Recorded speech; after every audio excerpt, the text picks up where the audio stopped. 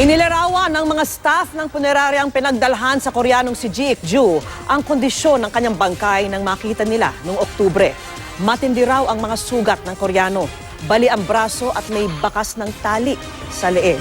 Nakatutok si John Consulta, exclusive.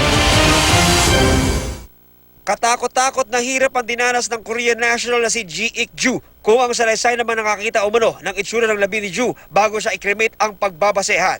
Ayon sa sworn affidavit ni Jodalito Tarepe, embalsamador ng 10 taon sa Grim Funeral Service kung saan dinala ang labi ni Ji. Pasado alas 11 ng gabi ng October 18 nang dumating ang isang SUV sa punerarya. Kita raw niya kung paano itinulak mula sa SUV hanggang sa bumagsak sa kanila ang bangkay ng Koreano. Bago niya inimbalsamo, nakita raw niya ang bakas ng tali sa leeg ng dayuhan na senyales ng pananakal at galo sa may kamay na indikasyong ito'y ginapos. Kapansin-pansin din daw na malambot pa ang katawan ni Ji nang dalhin sa kanila. Sa affidavit ng 2 empleyado ng Grim Funeral, kapansin-pansin na bali na raw at nakabaliko na ang braso ng dayuhan. Basa rin daw ang harapang bahagi ng pantalon ni Ji Ik-ju na indikasyong napaihi ito sa tindi ng hirap na dinanas nung buhay pa ito.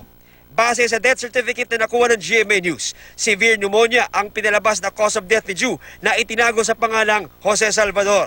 Ang sekretarya ng Green Funeral ang siyang nagpakilalang pamangkin ni Ju nang ito'y dalhin sa St. Nathaniel Cremation Services para makremate.